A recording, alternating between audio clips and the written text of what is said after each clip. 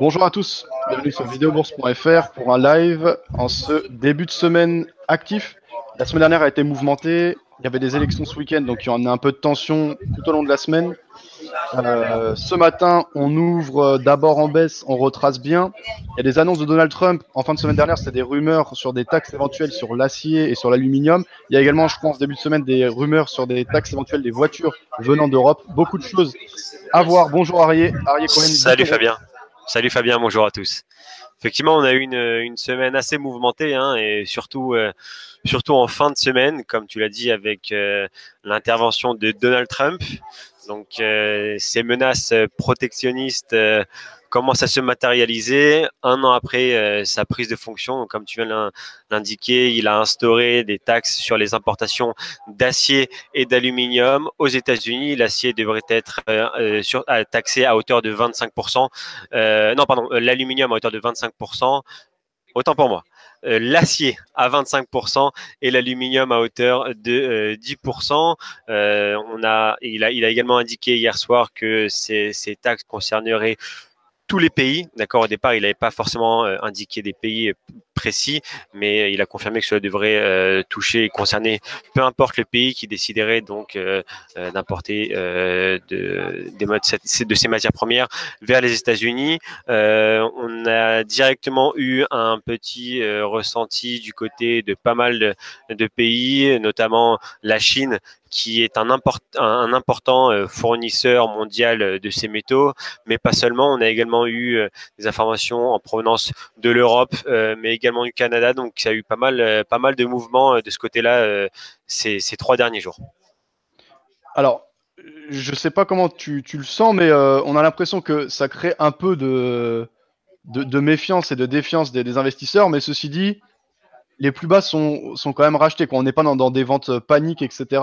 On a quand même de la baisse. Donc, je sais pas, toi, comment tu vois les choses par rapport à ça? On a eu clairement une baisse. On voit les principaux indices, que ce soit le CAC 40 ou le Dow Jones, qui ont fait une perte de plus de 3%, 3,40 pour le CAC la semaine passée et un peu plus de 3% sur le Dow Jones, qui a lui-même enchaîné 4 séances d'affilée dans le rouge.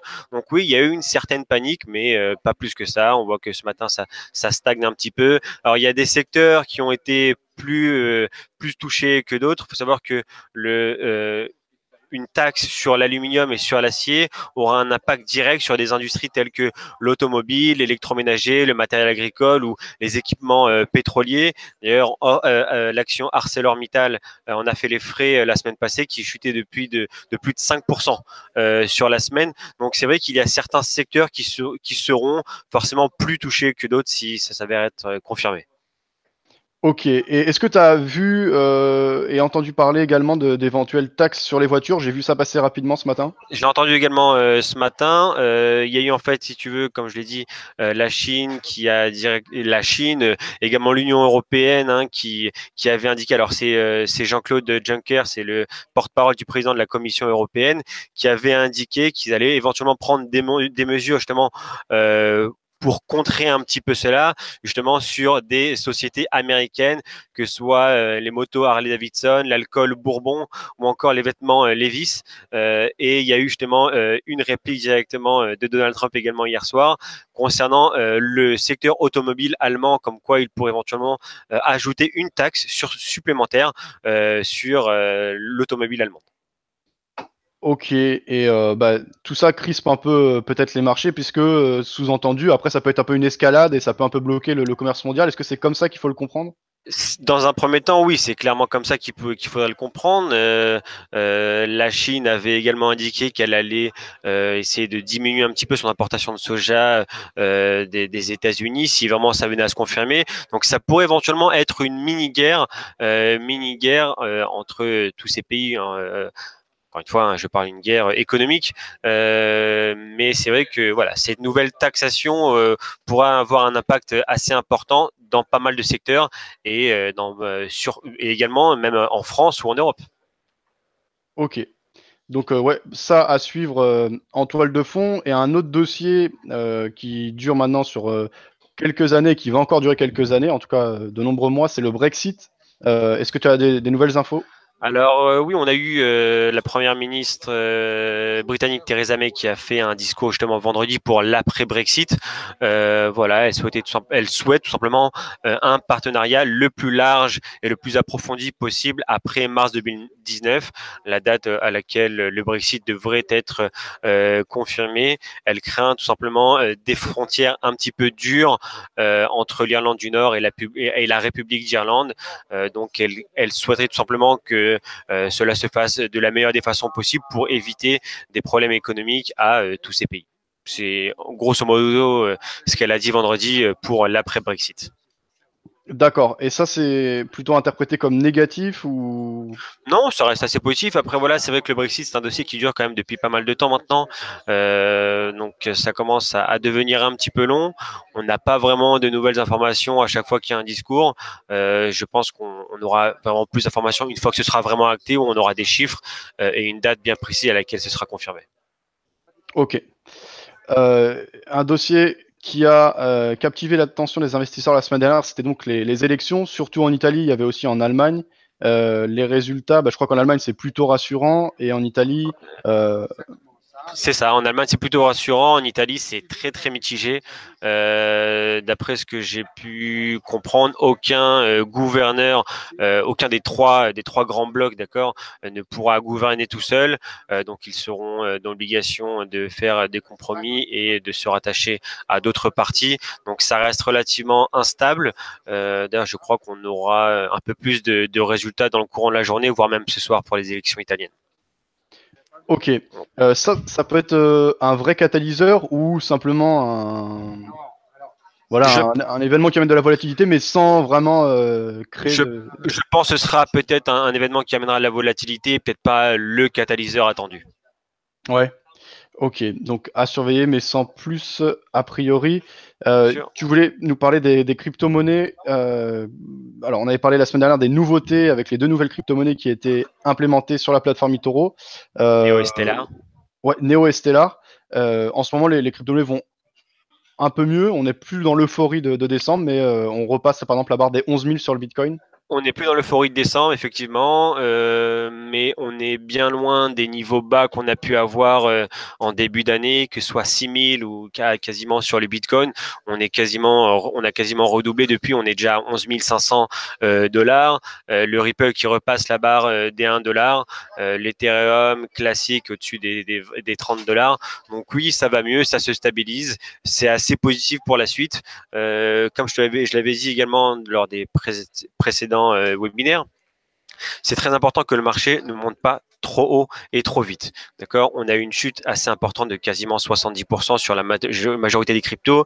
On est désormais dans une phase de stabilisation où le marché remonte progressivement et c'est bon, c'est simple pour le marché. Donc il faudrait clairement que ça continue de cette façon-là et pour l'instant ça se passe bien. Alors bien évidemment la personne qui aura acheté du Bitcoin à son plus haut à 20 000 dollars, il reste toujours dans le rouge, mais il voit clairement que le marché remonte et pour les investisseurs à long terme, je pense que c'est ultra positif.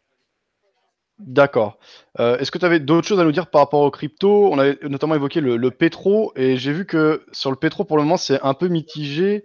Alors, apparemment, en fait, il y a deux sons de cloche. Il y en a qui sont dubitatifs par rapport aux chiffres réels. Je sais pas si tu as plus d'infos par rapport à ça. J'ai pas forcément de chiffres. Je sais effectivement qu'il y a quand même deux avis. C'est assez partagé pour l'instant, mais malheureusement, je n'ai pas plus d'informations pour l'instant. Mais à suivre, je fournirai ça assez rapidement. D'accord. Et donc, ouais, j'ai surtout suivi le Bitcoin qui est donc un petit peu remonté. L'ensemble des autres crypto-monnaies, est-ce que ça a suivi? Est-ce que l'ensemble du secteur se renforce? L'ensemble recouvre notamment le Ripple. Alors bien sûr, on n'a toujours pas atteint des niveaux clés justement pour espérer d'aller voir plus haut. Notamment sur le Ripple, il faudra attendre au moins les 1,30 cassés pour espérer revoir des niveaux un peu plus importants, peut-être 1,70 voire 2 dollars. Mais clairement, c'est très encourageant. Ça se stabilise, ça remonte progressivement, et je pense que c'est de très bon augure pour la suite. D'ailleurs, on a encore une fois de nouvelles informations régulièrement. Encore là, on a eu la semaine passée le géant bancaire du Royaume-Uni, la HSBC, se prépare à lancer sa propre plateforme de transactions reposant sur la blockchain. On a également, j'ai vu PayPal qui s'intéresse de plus en plus à la blockchain et le fait de pouvoir éventuellement faire des paiements plus rapides via la crypto. Donc voilà, il y a de plus en plus de choses intéressantes. J'avais également noté cette semaine une grande société américaine spécialisée dans la gestion de fonds qui s'appelle Wellington Management, qui gère des centaines de milliards de dollars d'actifs, se lance désormais également dans le monde de la crypto. On n'a pas forcément encore de chiffres très précis, mais ils ont indiqué pouvoir commencer à toucher un petit peu, à tâter un petit peu le terrain et entrer et d'avoir quelques actifs désormais en crypto sur différents produits dérivés. Ok. Ouais, petit à petit, beaucoup de choses se mettent en place et finalement, tout ça va assez vite quand on prend par exemple un an de recul et qu'on voit où on en était, que c'était quand même un marché vraiment marginal, alors qu'aujourd'hui, même s'il y a beaucoup de volatilité, finalement, beaucoup de grands acteurs prennent ça très au sérieux, embauchent des gens et créent une énergie, une dynamique. Donc, quand même, à mon avis, hein, mais je suis plutôt optimiste, donc c'est un biais. Il y en a d'autres qui vont être plutôt négatifs, mais je pense que tout ça, c'est une bonne chose, quoi, parce que toutes ces grosses boîtes qui mettent de l'argent et de l'énergie pour développer des choses, à terme, sans doute que ça va créer une demande plus forte et voilà. Clairement, plus il y a de grosses sociétés comme ça qui s'intéressent à la blockchain et à la crypto, plus précisément au Bitcoin, oui, bien sûr, c'est bon pour ce système-là, c'est bon pour cette économie qui finira justement vraiment, je pense, par grossir. Et ça se voit également sur les cours. On n'a pas forcément de pic, on ne voit plus comme auparavant des cryptos qui montaient de 30 ou 40% à l'espace d'une seule journée. Donc, c'est des hausses conséquentes de quelques pourcentages par jour, ce qui rend ce secteur et ce marché beaucoup plus solide. Ok. Juste une dernière chose par rapport aux cryptos. Est-ce que vous prévoyez d'en ajouter d'autres ou est-ce que là vous allez consolider un peu votre offre avec déjà les 9 cryptos actuels? Pour l'instant, on se concentre sur les 9 actuels. Il ne faut pas oublier que eToro, les 9 cryptos proposés à l'heure actuelle par eToro font partie du top 10, d'accord? Donc des sociétés, des cryptos qui ont un market cap relativement important et un volume d'échange minimum. Donc pour l'instant, on compte concentrer sur ces 9 cryptos. D'ailleurs, comme tu le sais, mais au cas où les personnes ne le connaissent pas, on a donc un fonds d'investissement qui s'appelle CryptoFund qui détient ces 9 cryptos, bien évidemment proportionnels par rapport à leur market cap. Donc en un seul clic, vous achetez un fonds, d'accord, un pool qui détient donc ces 9 cryptos. Donc il est inutile d'aller acheter à droite, à gauche différentes cryptos. Donc en un seul clic, vous pouvez désormais acheter chez eToro les 9 cryptos simultanément. Très bien. Si vous voulez tester donc les produits d'eToro, les conditions de trading sur crypto aussi sur les autres classes d'actifs, c'est assez large, à la fois actions, forex, matières premières et donc crypto sur lesquels ils ont une offre large mais surtout innovante avec ce type de produit. Vous pouvez le faire via le lien que je vais vous partager. Un autre point, c'est le calendrier économique de la semaine avec le NFP qui arrive vendredi. Exactement. Alors pas seulement, hein, on a eu une fin de semaine, voire même toute la semaine passée assez chargée en termes d'informations. Cette semaine ne sera pas moins chargée, peut-être même plus au contraire. On démarre donc dès mardi avec la décision sur les taux d'intérêt aux États-Unis, en Australie. Le taux d'intérêt devrait rester inchangé à 1,5%. Mercredi, on aura le PIB européen avec la décision des taux au Canada qui, lui, devrait rester vers les 1,5% également. Jeudi, taux d'intérêt de la BCE suivi de la conférence de presse de Mario Draghi.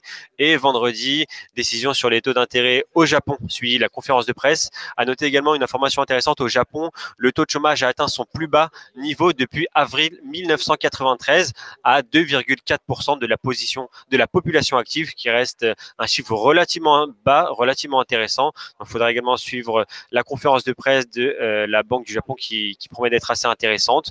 Et vendredi, on terminera donc avec le chômage canadien et bien évidemment les chiffres du NFP qui, en temps normal, sont publiés tous les premiers vendredis de chaque mois. Vendredi dernier, c'était le premier vendredi du mois, mais ils n'ont pas été publiés, donc ce sera reporté donc pour ce vendredi-là, avec bien sûr le taux de chômage, mais également les revenus horaires et le chômage et les NFP aux États-Unis qui sont attendus à hauteur de 200 000 créations d'emplois pour ce mois de février. Ça marche, donc une semaine assez chargée. On peut s'attendre à du mouvement. En tout cas, il y aura de quoi faire. Il y a pas mal de choses à regarder. clairement. Et ne pas oublier, bien évidemment, les résultats trimestriels de certaines sociétés les publications qui ne sont pas encore terminées. Il y a encore quelques sociétés qui publient leurs résultats cette semaine. Ça marche. Est-ce qu'il y avait d'autres choses dont tu voulais parler, Arié? Pas pour le moment. Alors, je pense qu'on a fait un bon tour d'horizon et on sait maintenant à quoi s'attendre. Bon trading à tous. Merci, Arié. Et à bientôt. N'oubliez pas, Arié travaille pour eToro, un courtier de qualité. Vous pouvez tester les conditions via le lien partagé. Bonne journée et bon trading à tous. Ciao.